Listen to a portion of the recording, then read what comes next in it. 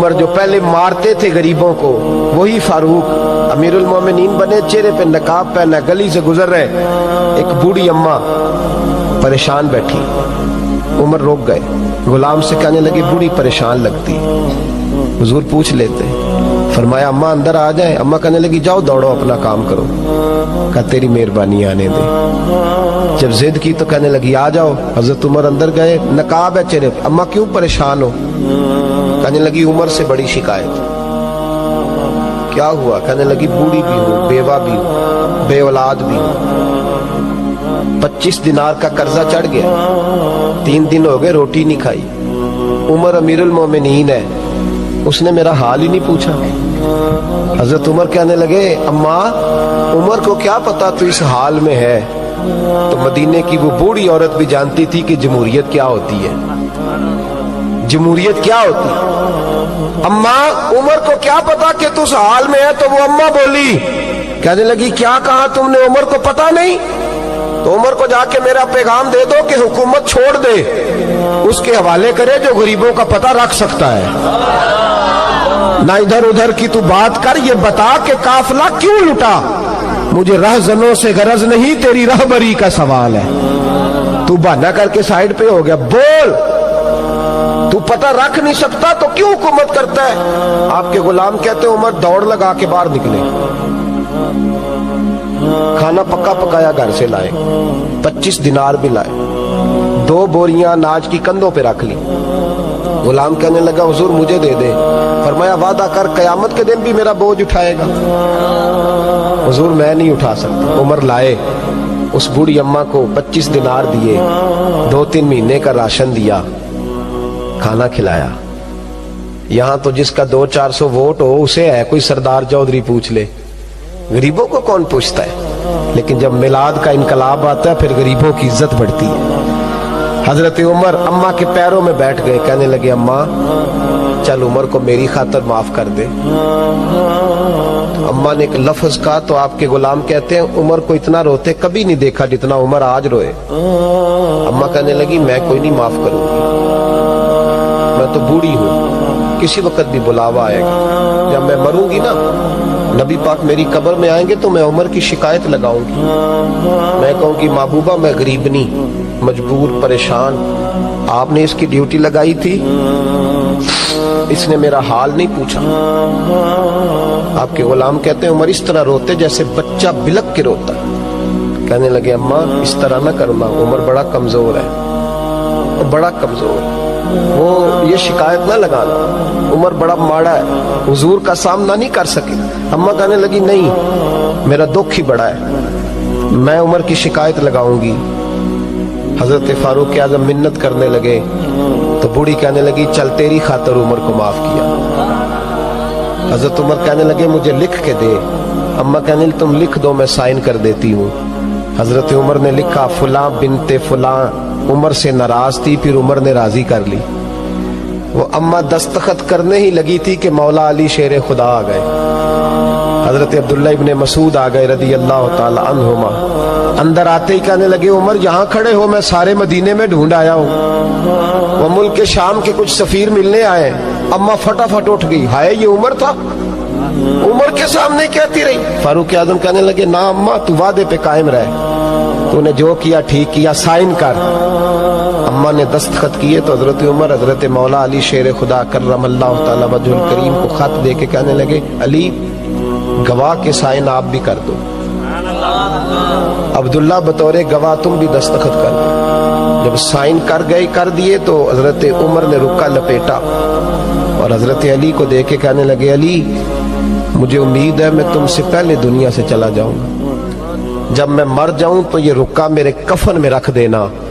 میرے نبی نے اگر پوچھا عمر میری امت کا کیا کر کے آئے ہو تو میں رکا نکال کے عرض کروں گا مولا ایک بوڑھی اماں ناراض تھی، میں اسے بھی راضی کر کے آیا ہوں۔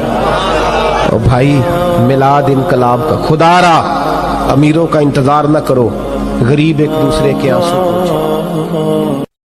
اللہ علیہ کے پاس نا ایک بوڑھی اماں اپنا بیٹا چھوڑ گئی، تو حضرت صاحب نے کو 2-4-5 مہینے رکھا، تو بعد میں اس کی اماں کو بلا کے کہا کہ تو بیوہ ہے، بیٹا تیرا یتیم ہے، میں نہیں چاہتا کہ اس کا وقت ضائع ہو، कि पढ़ने पढ़ने वाला कोई नहीं, सारे नहीं भाई पढ़ने वाले होते। अब यहाँ उलमा बैठे हैं, मैं बेअदब भी ना हो जाऊं, कुछ पूरे 8 साल लगा के भी आ जाते हैं, सनद भी उनके पास होती है, नाराज ना हो जाना, ये तो सब अच्छे लोग हैं, सनद होती है पर पता पुता कोई नहीं होता। ये आला हजरत ने लिखी है बात, सनद होती है, पूरी डिग्री होती है, उस पर कई लोगों के साइन भी होते हैं। तो बहुत सारे तालिब इल्म ऐसे होते हैं जो मदारस में कहते हैं मैं फाजल फलां हूं, लेकिन कोई शय पास, तो मौलाना सरदार अहमद साहब मुहद्दिस आज़म पाकिस्तान रहमतुल्लाह अलैह उस बूढ़ी को कहने लगे तेरा बेटा कुंद देना, पढ़ना पढ़ाना इसने कुछ भी नहीं, तो यतीम बच्चा है, कल को तो कहेगी कि मेरे बेटे ने वक़्त ज़ाया किया तो वापस ले जा। बूढ़ी अम्मा रोने लग गई, कहने लगी मैं पढ़ाने तो नहीं लाई थी, मैं तो आपको रब का वली समझती हूँ, मैं तो नौकरी कराने लाई थी, नौकरी। हजरत अनस बिन मालिक कहते हैं मेरी अम्मा भी हुजूर की बारगाह में दे गई थी, हुजूर की बारगाह में। ये नहीं कहा था कि या रसूलल्लाह पढ़ा दें, हाँ हाँ मैं जिम्मेदारी से बात कर रहा हूँ, ये नहीं कहा था हुजूर मुजाहिद बना दें, ये थोड़ी कहा था कि या रसूलल्लाह सल्लल्लाहु ताला अलैहि वसल्लम से मुफस्सिर मुहद्दिस मुहक्किक मुफ्ती बना दें। हजरत अनस की अम्मा कह गई थी सोनिया जब तक ये रहेगा ना आपकी नौकरी करेगा, ये घर के काम काज करेगा, ड्यूटी करेगा, हुजूर ये आपकी नौकरी करेगा। तो मेरे महबूब ने फिर दुआ कर दी, अल्लाह इसे बरकत अता फरमा। तुम समझता है खिदमत वाला खाली रह जाता है? जितना जायका खिदमत वाले को मिलता है, जो उसके नसीब में आता है, वो किसी का नसीब कहां भाई। हजरत अनस कहते हैं हुजूर ने दुआ कर दी बरकत की। मुझे तो खेती बाड़ी आती भी नहीं थी, पर लोगों के बाग में साल में 1 दफा फल लगता था, मेरे बाग में 2 दफा लगता था। हुजूर ने दुआ कर दी अल्लाह इसे औलाद दे। फरमाते हैं मेरे बेटे, मेरे पोते, मेरे नवासे, मेरी बेटियां, फरमाते हैं मैं जिंदा हूं और मेरी 100 औलादे मौजूद हैं। परेशान हो गया 100 सुन के बच्चे 2 ही अच्छे, 100 औलादे मेरी मौजूद हैं। हजरत अनस मौलाना सरदार अहमद साहब के पास ना छोड़ गई बच्चा, कहने लगी हजरत जी मैं को पढ़ाने के लिए थोड़ा छोड़ गई हूँ, मैं तो इसलिए छोड़ के गई हूँ कि आप मेहरबानी करें खिदमत कराएं। तो हजरत जी कहने लगे कोई ऐसा काम ही नहीं, खिदमत वाला क्या कराऊं। कहने लगी पट्ठे पवा लिया करो जी। हम लड़ पेंदे ने, कहने ने बच्चे काम कर दें मदरसे दा। हालांकि अब कहाँ बच्चे काम करते हैं, अब तो गुजर गया दौर, अब तो बच्चे काम कराते हैं। अब बच्चे भी नाराज हो रहे हैं, घूर घूर के देख रहे हैं। सही कह रहा हूं आपको, बच्चे काम कराते हैं, बच्चे कहाँ काम करते। कहने लगी ये चारा डाले करेगा आपकी भैंसों को।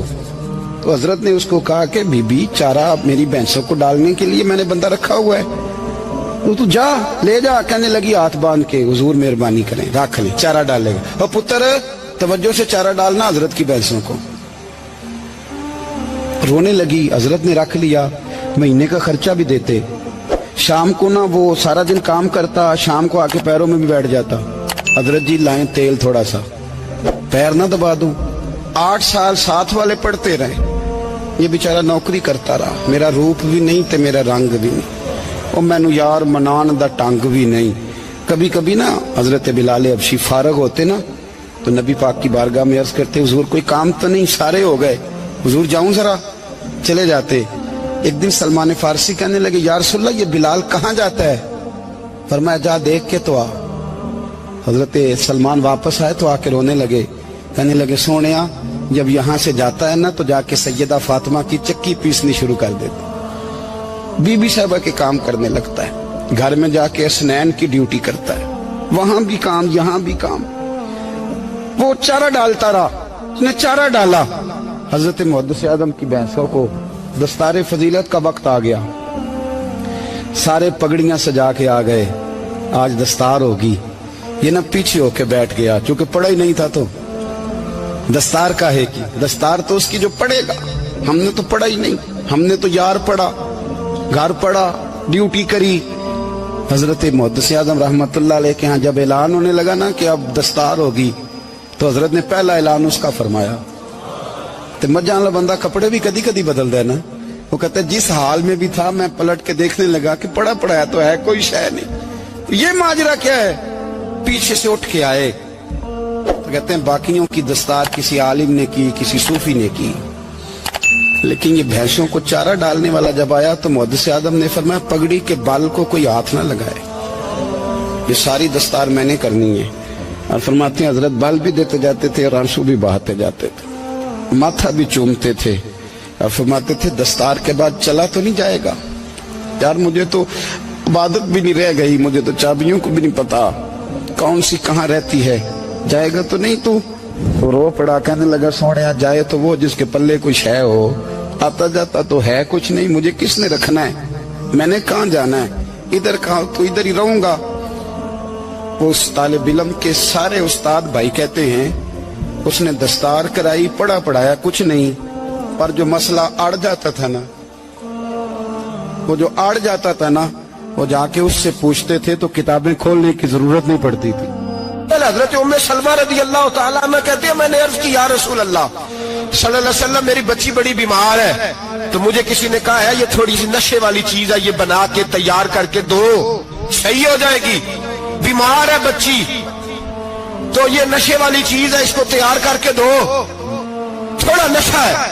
अगरचे बाज, मैंने शुरू में कहा, बाज लोग मरीज को, सख्त मरीज को ऐसी अद्वियात जो मजबूरी बन जाए उसकी गुंजाइश और इजाजत देते हैं। मुहतात उलमा तो उसमें भी बहुत सारी चीजें पहले बयान करते, लेकिन उसने कहा जी मेरा नशा देना है शिफा के लिए। तो हज़रत उम्मे सलमा कहती है मेरे नबी पाक ने मेरी तरफ देखा, मेरी तरफ, तो मैंने कहा या रसूलल्लाह आप क्या फरमाना चाह रहे हैं? तो नबी पाक ने फरमाया उम्मे सलमा कभी नापाक चीज में भी शिफा हुई है, कभी नापाक चीज में भी, कभी शराब और खमर में भी शिफा हो सकती है। शिफा रब करीम ने रखी है पर शहद के अंदर रखी हुई है, शिफा अल्लाह ने रखी है, कुरान मजीद में रखी हुई है।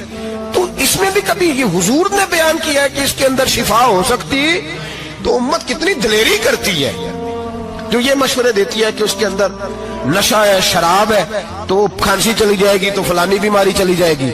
ना आओ इन चीजों पे, ना अपने ईमान को खराबी दो, और ना ऐसी बातें करो जिससे कि दरअ्त रसूलुल्लाह सल्लल्लाहु अलैहि वसल्लम के वाज़ेह इरशादात की मुखालफत हो। मेरे नबी पाक सल्लल्लाहु अलैहि वसल्लम ने फरमाया, और फिर कुछ लोग कहते हैं थोड़ी पी है जी। अब तो मैं तज्जिये में पढ़ रहा था कि ऐसी शराब इजाद हो गई है, लोग शराब पीते हैं और वो मस्त भी रहते हैं, कार भी चलाते रहते हैं, कहते हैं जी नहीं हमारा ज़हन माऊफ नहीं हुआ तो ये वाली सही है, नशा नहीं लाती। मेरे नबी पाक सल्लल्लाहु अलैहि वसल्लम ने फरमाया जिस चीज की थोड़ी मिकदार, ज्यादा मिकदार हराम है, उस चीज की थोड़ी मिकदार भी हराम है। जिसकी ज्यादा मिकदार हराम है उसकी थोड़ी भी, तो खमर और शराब अगर फुल पीना जायज नहीं तो थोड़ी पीना भी जायज, ये हराम है और हराम थी और कयामत तक हराम ही रहेगी। मेरे नबी पाक सल्लल्लाहु अलैहि वसल्लम ने मना किया और हुजूर ने इज़हारे नापसंदीदगी फरमाया, फरमाया 40 दिन तो इबादत ही कबूल नहीं होती शराब पीने वालों जब तक सच्ची तौबा ना करे। ये लफ्ज जब अदा करता हूं तो शर्म से मेरी जुबान लड़खड़ाती है कि यार दरबारों पे भी नशा बिकता है। मैं ये बात कर रहा हूं सूफिया का तर्जुमान, दरबारों पे, मजारों पे, और सज्जादा नशीनों तुम्हें जमीन निगल जाए, आसमान तुम्हें ले उड़े, तुम पर कहर नाजिल हो, तुमने बाप दफन करके तो वहां नशे का अड्डा बना लिया, माओ से बेटे छीनने लगे हो, औरतों के सरों से कपड़े छीनने लगे हो, सुहाग मारने लगे हो, बेटियां और बेटे यतीम करने लगे हो, नशा बेचते हो दरबारों और मजारों पे, ये तमाशा लग गया। कैसे करूं ये बात, पर करनी पड़ रही है, मजबूरी है, ये मजमून मुकम्मल नहीं हो सकता। बंद कर दे वो दरबार, हमें नहीं चाहिए जिन दरबारों पे नशा बिकता है। मैं जिम्मेदारी से कह रहा हूं, बात रिकॉर्ड हो रही है। जूते की नोक पे वो सज्जादा नशीन जो उम्मत को ड्रग्स देता है, वो सज्जादा नशीन का डेरा नहीं, वो गंद का अड्डा है, वहां से फैज नहीं मिल रहा, उम्मत की तबाही हो रही है। बता दो, फैला दो, इसको एतराज करना करो। मेरे रसूल पाक सैयद आलम सल्लल्लाहु ताला अलैहि वसल्लम का दीन जरूरी है, किसी पीर की सज्जादगी जरूरी, बोलिए सज्जादगी जरूरी। बड़ी जिम्मेदारी से कह रहा हूं और नुमाइंदगी कर रहा हूं अपनी जमात की। ना हमारे बुजुर्गों ने कल इसकी हिमायत की थी, ना आज करते हैं, ना कयामत तक करेंगे। बंद कर दे वो दरबार और मजार। बुजुर्ग दुनिया में ये काम करने आए थे और हमारी सोच इतनी गिर गई है, इतने हम कमजोर हो गए। कहते हैं जब उसको चढ़ जाती है तो फिर बड़ी मार्फत की बातें सुनाता है। तुझे शर्म नहीं आई है लफ्ज कहते हुए? अब नशई तुझे मार्फत सिखाएगा? अब तू शराबी से, भंगी चरसी से दीन सीखेगा? कहते उसने पी हुई थी, चढ़ी हुई थी, मैं बात कर दी तो मेरा काम बन गया। इतनी गंदी और मैली सोच साहिब ईमान की होती है। तो अब नशइयों से जाकर दुआएं कराएगा? सुन, मेरे नबी पाक सल्लल्लाहु अलैहि वसल्लम ने फरमाया, जो शराब पी ले, नशा कर ले, उसकी तो 40 दिन तक इबादत रब कबूल नहीं फरमाता।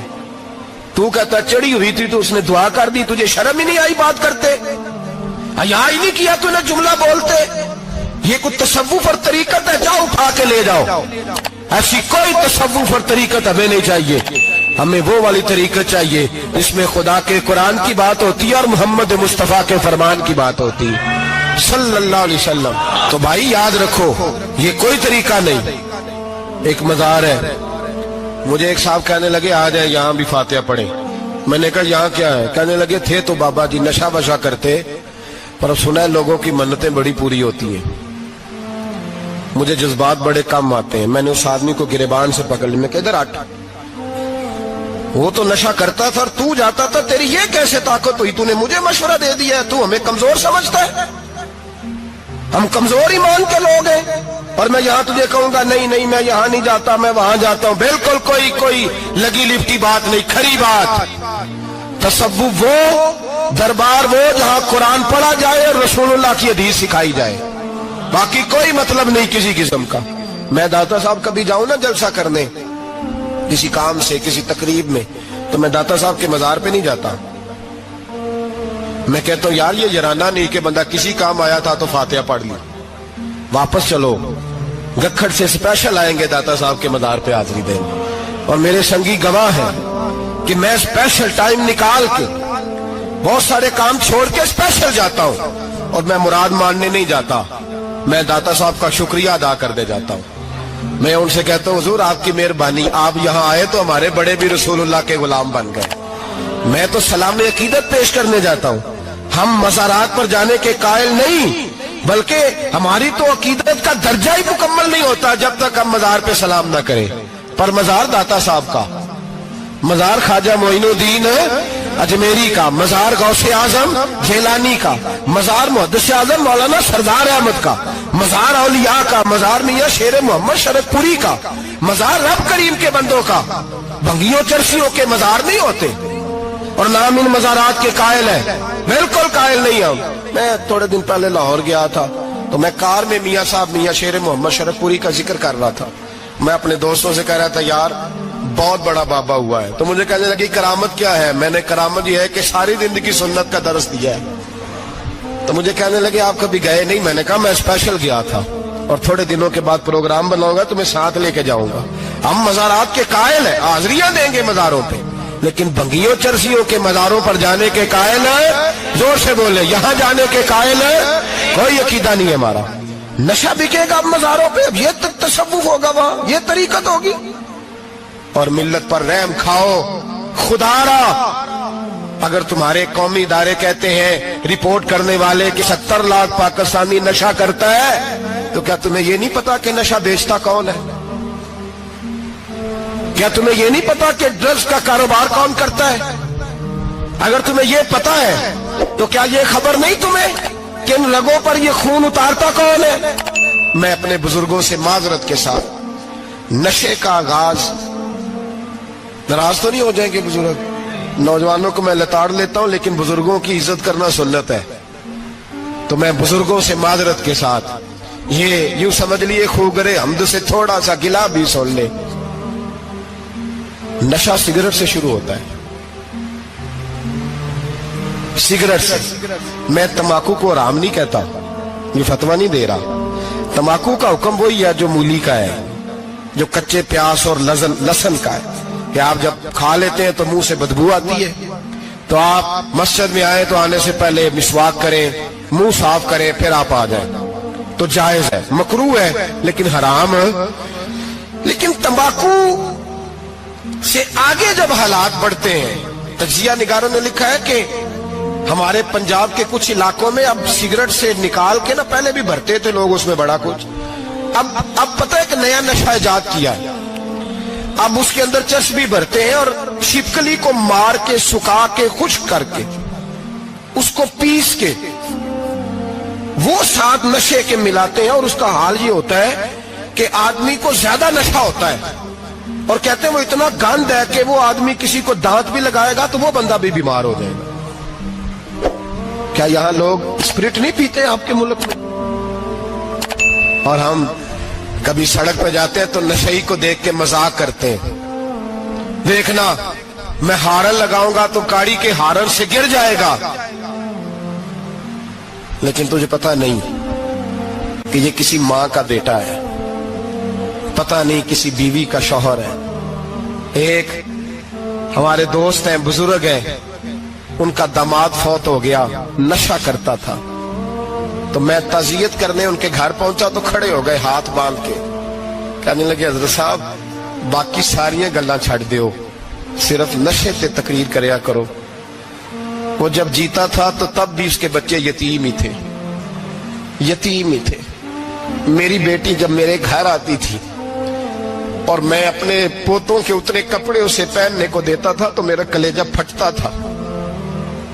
और मेरी बेटी उसकी जिंदगी में भी बेवा की जिंदगी गुजार रही थी, वो मेरी बहुओं के उतरे हुए कपड़े पहनती थी।